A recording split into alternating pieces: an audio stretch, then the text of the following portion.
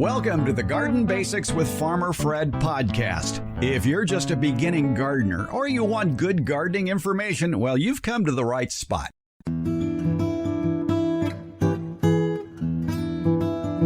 Welcome to episode 3 of Garden Basics with Farmer Fred podcast, and we're going to be talking about a really basic seed-saving technique today.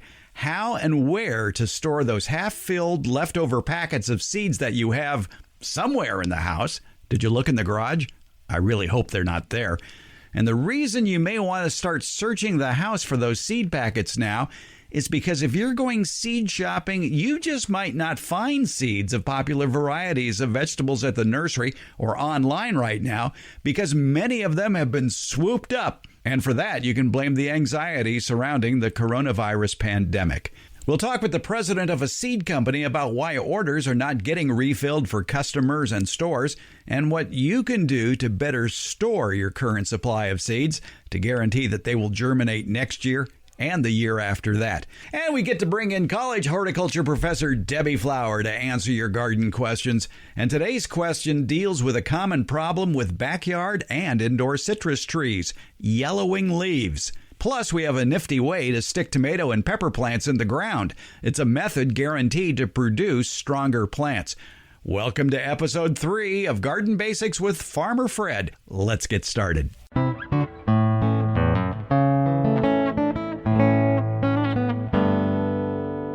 Recently, I was talking with the manager at a local nursery here in Northern California to see how spring is going, what's selling, things like that there. And then he told me something very interesting. This is Quentin Young from Fair Oaks Boulevard Nursery here in Sacramento. All kinds of vegetables, herbs, seeds, tools, obviously, to get their gardens in, fruit trees, fruiting vines, citrus trees, basically anything that can produce fruit. People seem more interested in this year. So it's just nice to see that interest. And then people are making it a family event, so that the parents are figuring out what's going to go where, and then they're getting the family and the kids to help them do it. How many people are trying to tackle this from seed versus transplants? Well, so the seeds sold out. We sold out a lot of seeds this year. I think probably the same logic behind people buying flour and yeast at the grocery stores. I don't know how many people actually use the seeds, but we sold out so many seeds that our seed companies aren't able to restock until July at the earliest. Wow. So now most people are interested in just starting with starts. And what Quentin said is very true. Travel around to local nurseries, you may see empty seed racks. What's going on? Is it due to the coronavirus epidemic? Well, it just might be. In fact, I've heard from some seed growers that this seems to happen every time there's a national emergency. There's a run on seeds. And if you've checked online seed companies lately, you can see that there are delays in delivery. There are a lot of varieties sold out. So for those of you who have purchased seeds, what is the best way to save them from year to year, just in case?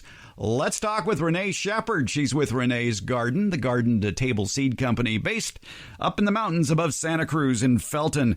And Renee, these are interesting times we live in, aren't they? Well, interesting. It's certainly interesting, and it's been a real challenge for us in the seed business. I would imagine so. What with empty seed racks at nurseries that I've been hearing about, and the fact that if people go to your website, reneesgarden.com, they may see some of their favorite varieties not available and won't be available until later in the summer.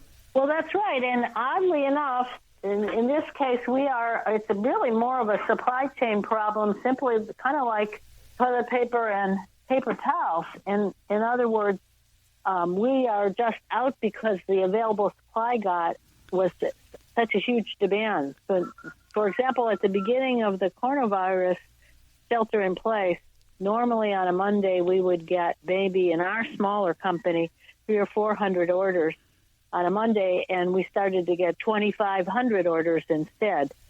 And those huge 400 or 500% increases, those hit just about everybody in the seed packet business nationwide, all the companies.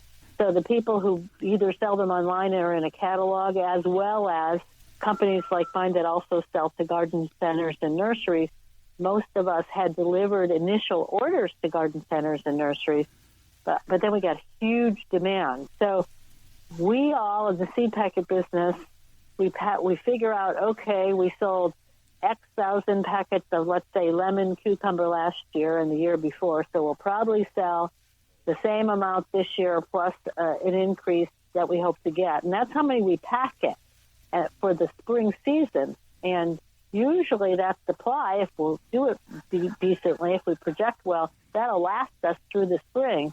But this year, it all got sold out really quickly. So we're simply out of seed packets. There's no seed shortage. Last year was a very good year in the seed production business. So this is really about the seeds, our ability to pack it up, seed for 2020. Are you currently packing seeds, or are the people that you're buying seeds from, are they out? No, that's what I want to assure you. The people that grow seeds in a large scale for the home garden packet business, there's no shortage of seed. It's the fact that we're all out of packed up inventory, and we in the seed packet business usually start packing at this time of year for the next season, for what we call the 2021 season. It starts this fall. Most of us are making the decision not to break into our 2021 inventory to keep this season going, because then we will run out next year. So we're just out of current inventory because there was huge, unprecedented demand for seed packets all of a sudden. Who is buying those? Is it regular customers, or are they hoarders, or are they people trying to resell it on the internet?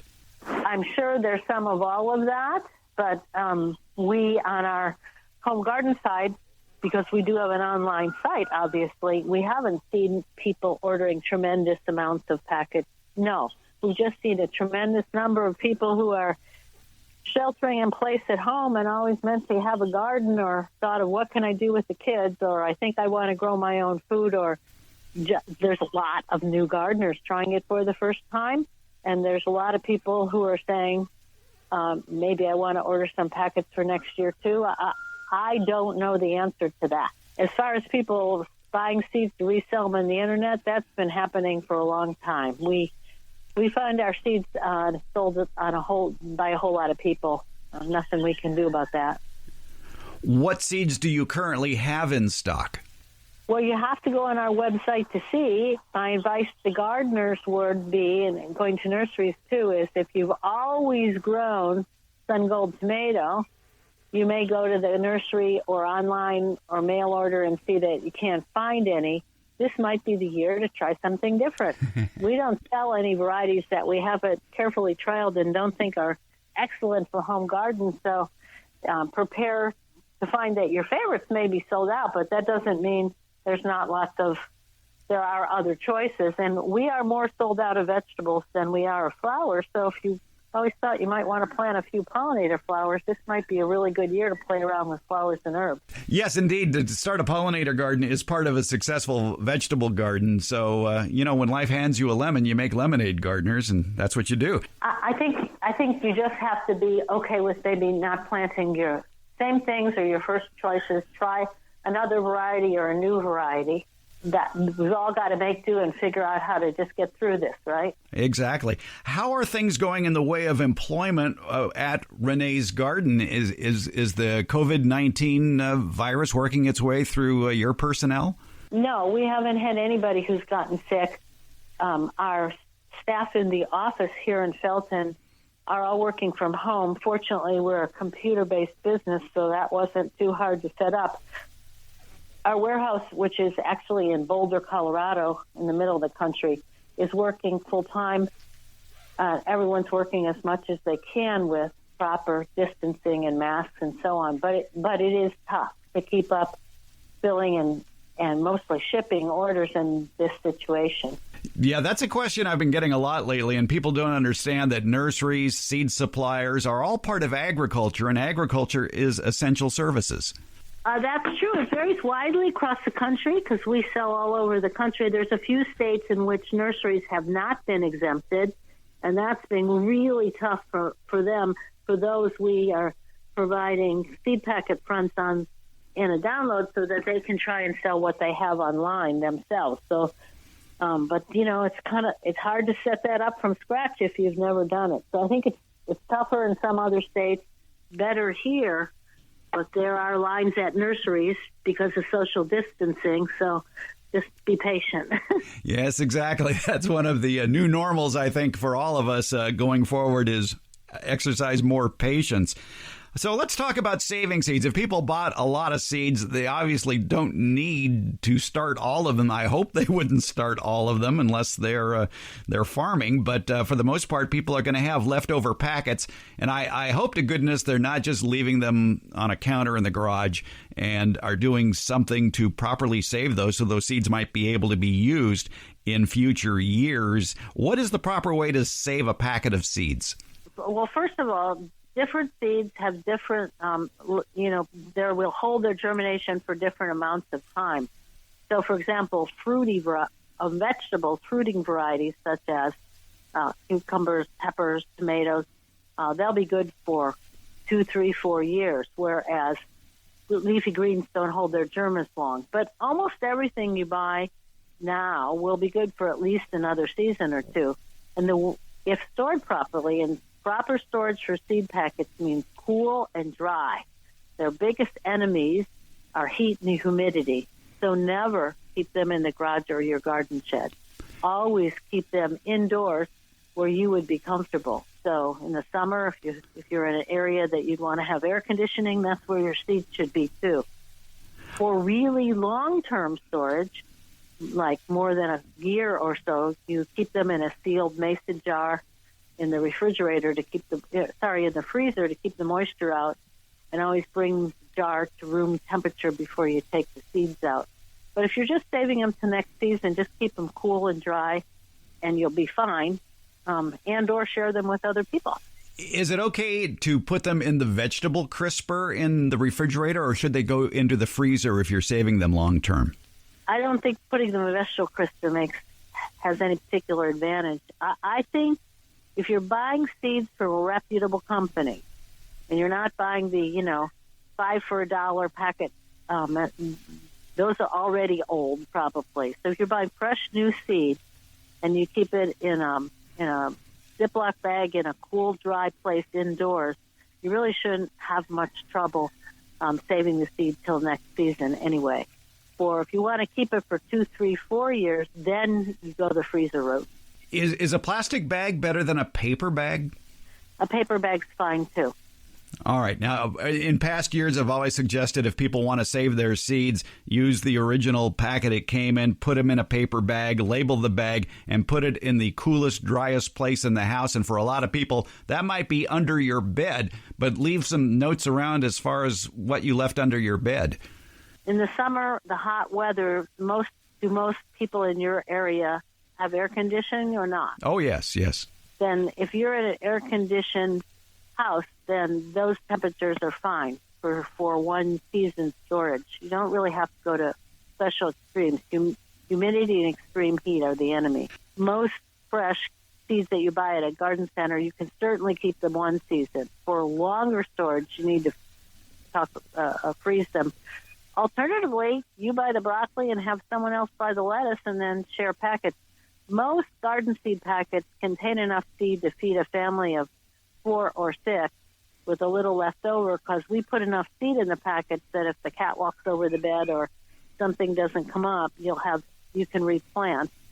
And also because seeds do not germinate at 100%. There's natural germination rates. Tomatoes might be high 80s to low 90s.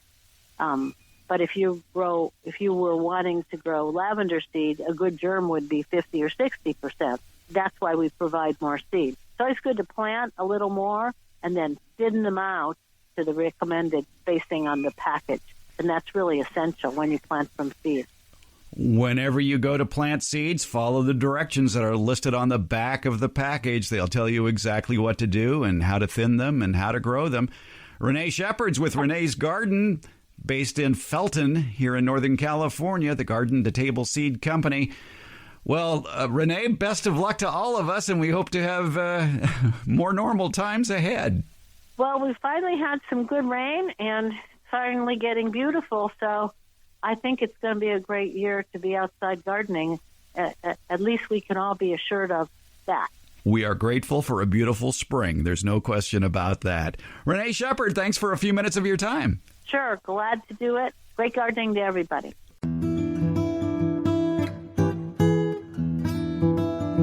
Here on the Garden Basics podcast, we want to answer your garden questions. A couple of ways you can do that.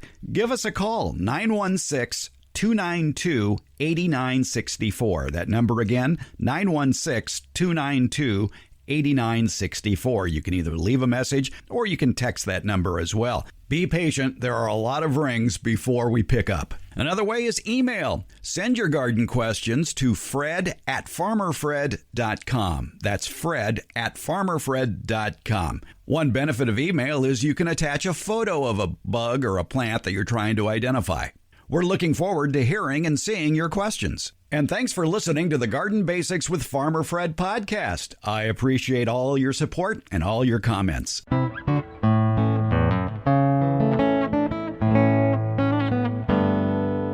Here on the Garden Basics with Farmer Fred podcast, we like to answer your garden question. You just heard how you can call in your questions. Well, of course, you can also send it via email to fred@farmerfred.com. And don't forget all the social media where you can leave a question. There's the Get Growing with Farmer Fred Facebook page, @FarmerFred on Twitter, or Farmer Fred Hoffman on Instagram. Feel free to leave questions at any of those locations as well. Helping us answer garden questions is my favorite college horticultural teacher, retired, Debbie Flower, who has worked in horticulture throughout the country. So she has a wide knowledge of situations that may be facing you. And Debbie, let me get this right. You've gardened in New Jersey. Yes. You've gardened in Oregon. Yes. You've gardened in Arizona. Yes. And you've gardened here in California. Yes. Good. You can answer all these questions then. Also Reno. And Puerto Rico and New York. Yeah, I got around. Okay. Well, if we get any questions from Puerto Rico, I'll be sure to aim them at you. All right. Okay. First question comes in from John. And he has a citrus question. So for those of you that have citrus trees, this may be similar to what you're seeing on your tree this time of year. He says, I have several citrus trees, but this grapefruit tree we planted last year has had yellow leaves from the get-go, and no matter what I try, they stay that way. I fertilize all my citrus and other established trees. Well, they love it. But this grapefruit is a problem. Now a kumquat next to this one and a new mandarin further up the hill are getting a couple of yellow leaves also. I dug up one and the roots didn't look too good. There was still sawdust packed in, so I shook it out and replanted it into a pot. A few days ago, it was still looking rather poorly. And so I mixed in more citrus fertilizer into the soil before planting it again and used some bat guano fertilizer to see if that helps. I also cut back the top a little. Do you have any ideas? Debbie, it sounds like John's working too hard on this. Yeah, I agree. Boy, he's done a lot to that tree. He's also put a lot of things into the soil that those roots are growing in. One thing I would look at is how deeply he planted it.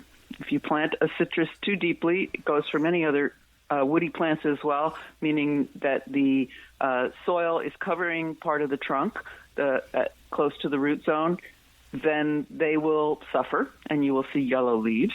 He needs to give it time to recover when he keeps moving it from place to place. And evergreens, citrus are evergreens, and when they get new leaves growing, he mentions that the other two besides the grapefruit are starting to show some yellow leaves as well. When new leaves come out on an evergreen plant, and citrus are evergreen plants, then an old set of leaves will turn yellow and fall off. And so patterns like that, older leaves, will give us information. And in the case of a citrus, it could very well mean that the new leaves are coming on and the old leaves are being sacrificed. And that's very normal for the plant. Another way citrus develops yellowing leaves is kind of natural this time of year as winter transitions into spring. If the soil is wet or cold, it may just have yellow leaves, which would indicate a lack of nitrogen uptake. Right. The roots just aren't functioning. The soil is just too cold. And so the roots are not taking up the nitrogen. It may be there in the soil, but the roots aren't getting it because of the temperature. They're sort of in a maybe hibernation type situation. He he is desperate to save his tree, it sounds like, and he's put a lot of things. He's put citrus fertilizer and back guano and a lot of things into the soil, and that you really don't want to. You can poison a plant by putting in too much fertilizer into the soil. So without having any other indication of deficiency, I wouldn't want him to put more nutrients, fertilizers, and guano and that sort of thing into his soil. Exactly. My idea would be, well, leave it alone and watch it recover. And probably as the soil warms up and maybe dries up a little bit too, there'll be more nitrogen uptake of fertilizers that are there in the soil. But give it time. Give it a chance to recover on its own. Your point about drying up is a good one, because he says that the other two citrus that are just beginning to show these symptoms of yellowing leaves are up the hill. So if they're up the hill, the grapefruit is at the bottom of the hill, and the bottom of the hill is where water will collect. And so it could be in the wettest soil. So yes, it may very well just need to dry out and move into warmer weather, and everything might be hunky-dory from there. There is some good information from the University of California about yellowing citrus leaves, because yellow citrus leaves could be yellow for any number of reasons, any number of nutritional deficiencies. But if you go online and you go to the UCIPM website, and look up diseases and disorders of leaves and twigs of citrus, you'll get some great pictures of different patterns of yellowing leaves and the problem that might be associated with that. So without knowing John's situation as far as if there's a pattern to the yellowing or just an overall yellowing, we really can't give much more information than what we already did. Absolutely. So, John, basically just leave that citrus tree alone, give it a chance to recover, and if it isn't better by May, let us know. Don't forget, you can get your garden questions in to the Garden Basics with Farmer Fred podcast through a myriad of ways, including leaving it via telephone, 916-292-8964. You can also text your question there, 916-292-8964. Email it in to fred@farmerfred.com. And you can leave it on a number of social media outlets, including the Get Growing with Farmer Fred Facebook page, or on Twitter @FarmerFred, and Instagram, Farmer Fred Hoffman. Debbie Flower, we learned a lot. Thanks for your time. My pleasure. Hey, wait a minute, Debbie. Don't go away yet. Let's give out a quick tip. Absolutely. It's interesting that two of the most popular summertime vegetables, tomatoes and peppers, can be planted deeply, and I mean way deeply. So let's say you buy an 8-inch tomato plant at the nursery and you go to transplant it into your garden. You could actually bury, 6 inches of that 8-inch plant.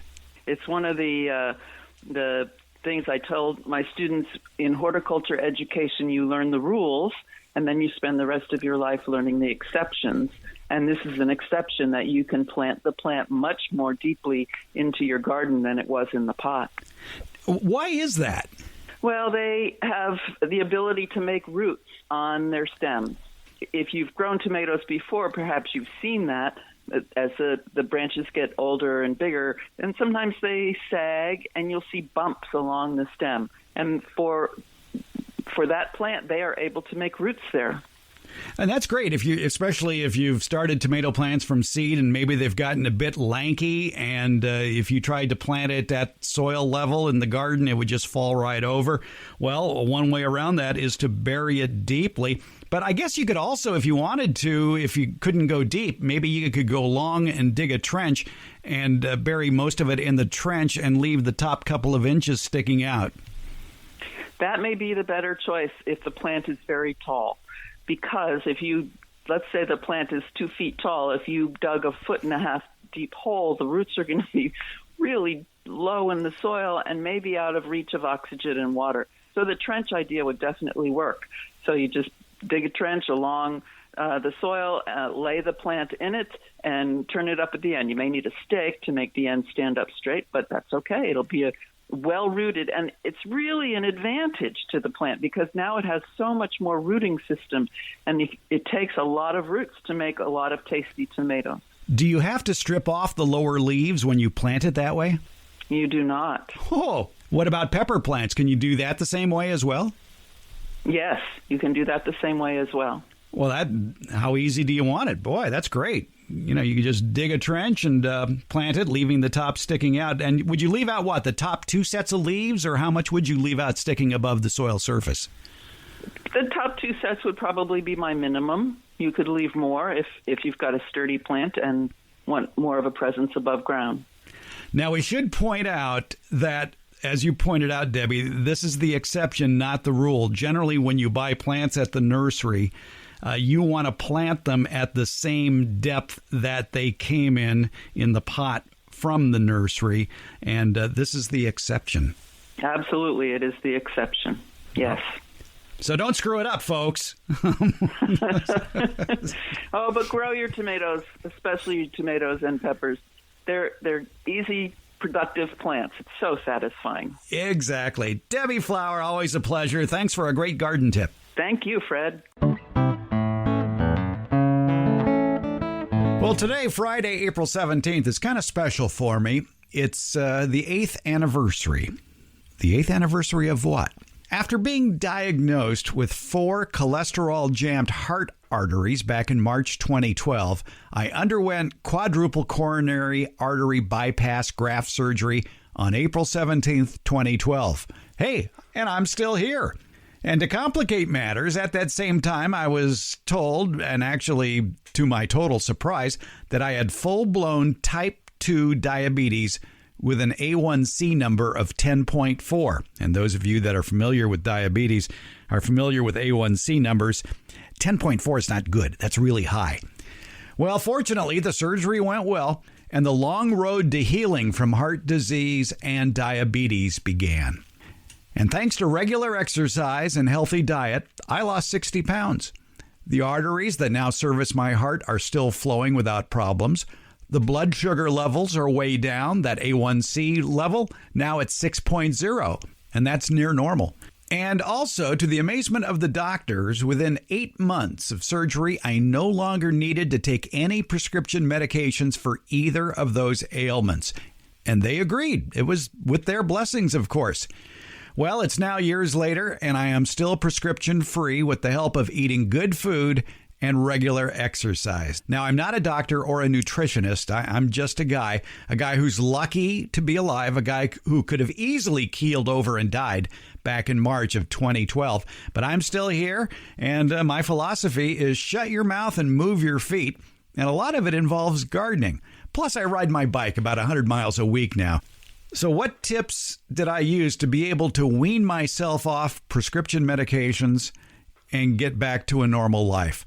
My primary method for keeping me on the straight and narrow is to write it down. Track all the foods and liquids you consume, as well as time spent exercising. I use the MyFitnessPal app for that, but there are plenty of others that do it as well.